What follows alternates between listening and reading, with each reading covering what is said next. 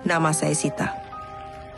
Saya menghabiskan waktu saya sejak remaja untuk mencari orang paling berdosa. Kalau agama benar dan manusia akan mendapatkan balasan sesuai dengan apa yang dia lakukan. Ini sepertiga terakhir itu yang kita maksudkan dengan interactivity dengan penonton itu sangat diserahkan kepada penonton interpretasinya. Gitu. Aku rasa itu yang akan membuat pengalaman menonton menjadi sangat menarik karena lebih personal masing-masing. Karena kadar kepercayaan kita berbeda, pandangan kita terhadap hidup dan terhadap diri kita berbeda. Jadi kepinginnya ini yang akan jadi diskusi ketika kita selesai menonton sesama kita yang udah nonton atau kepada orang-orang yang kita anggap enak untuk diajak diskusi, gitu ya. Terima kasih. Habis ya, Bapak. Terakhir ya, satu lagi terakhir ya itu masih. Semangat. Perempuan belum nanya. Perempuan? Satu lagi perempuan. Nah, udah percaya sih ada nih. Yang perempuan udah percaya semua. Yang percaya. Saya Purnomo dari Laki-laki nggak bisa dipercaya. Yes. Pengen nanya behind the scene aja sih. Selama proses pembuatan film ada kejadian yang aneh-aneh nggak? Itu aja. Terima kasih. Terima kasih. Biasanya karena kita syutingnya tuh 28 hari sebenarnya. Nggak banyak karena kita bukan film yang penuh dengan luxury tapi efektif banget karena kita syutingnya juga sangat efektif jadi nggak ada waktu untuk memperhatikan hal-hal yang enggak gitu. Bukan di dunia. Orang yang saya cari itu pasti akan mendapatkan siksa di dalam kubur. Dan saya ingin menyaksikannya. Bagaimana kau merasa muncul dan kemudian agama menjadi alasan dari siksa kubur. Apa sih sebenarnya yang menjadi tujuan dari film ini, Mas? Sebuah pertanyaan sebenarnya kenapa sebuah bangsa yang menganggap dirinya sangat religius, agamais dan semakin lama kita terlihat semakin dekat dengan agama tapi dalam waktu bersamaan kejahatan semakin dinormalisasi. Contohnya korupsi.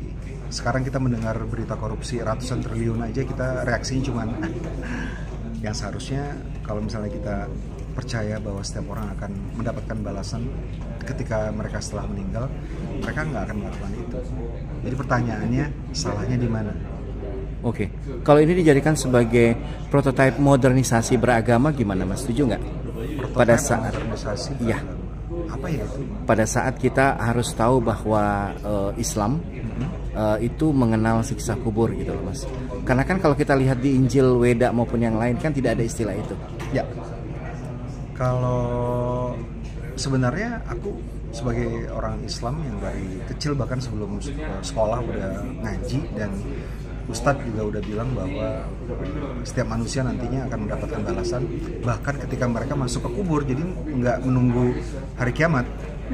Dalam Quran sudah dijelaskan, dalam beberapa hadis juga dikuatkan lagi bahwa manusia nanti akan mendapatkan balasan bahkan dikubur, disiksa. Jadi sebenarnya bukan sesuatu yang baru, tapi dalam film mungkin baru kali ini kita membawakan itu tetap dengan cara yang tidak berceramah. Jadi kita membawa cerita ini tidak dengan langsung bilang bahwa hey manusia percaya sama siksa kubur, karena kalau kayak gitu nggak usah nonton film, dengar kajian aja. Tapi kita tetap mewakilkannya, membawakannya dengan cerita dan karakter yang menarik. Film ini penanda karya Jokan yang ke-10 ya Mas ya? Ya. Apa arti yang ke-10 Mas? Ke-10 saya memaknainya dengan perenungan. Jadi sudah 20 tahun bekerja di industri film, ingin membuat sebuah film yang lebih bermakna. Adakah hidayah di film ini yang dirasakan secara personal? Oh, secara personal ya. Kalau misal ditanya ke para kru dan pemain juga, sejak kita mempersiapkan film ini sampai syuting sampai selesai, dan mudah-mudahan nanti akan bertambah ketika kita menontonnya bersama-sama dengan pemain dan kru.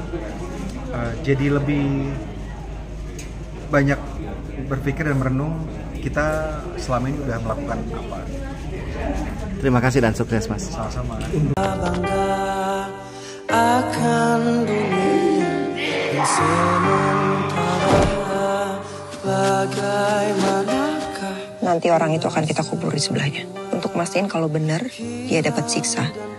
primadona dari perfilman kita sejak zaman dahulu. Karena apa?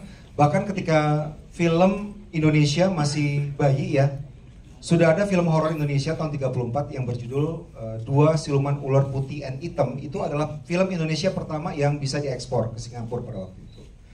Demikian juga dengan film-film horor sebelum zaman kemerdekaan termasuk Tengkorak Hidup.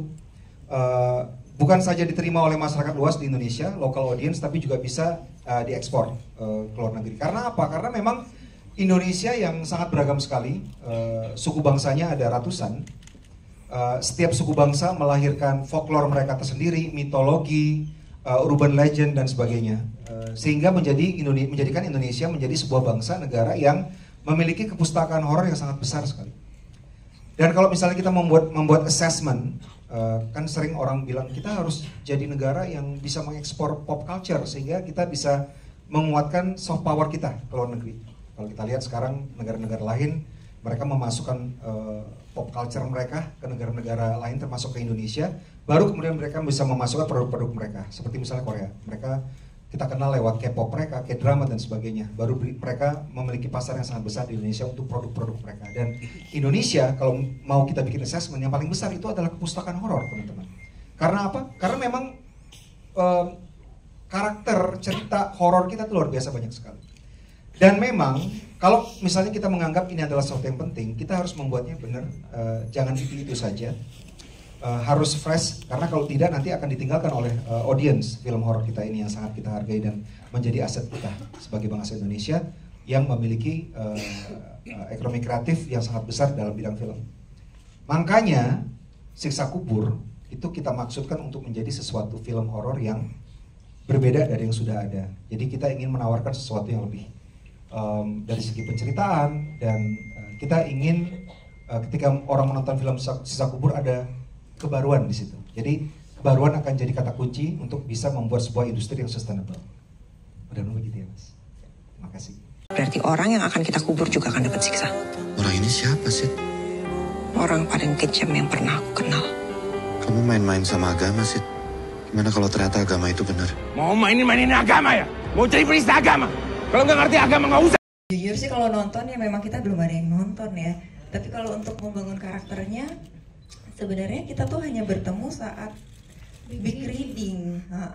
Kayaknya mungkin emang energinya nyalur melalui Bang Joko ya, karena kita one on one hanya sama Bang Joko dan sama karakter. Kalau aku bersama dengan Kareza, sedangkan kalau misalkan aku bersama dengan Muzaki gitu. Jadi ya mungkin memang disalurkan melalui betul. sang penciptanya film Siksa Kubur Thanks ini. to Bang Joko. Ya.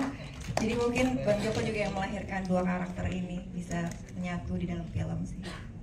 Gila. Terima kasih ya Bang. Ngomong agama.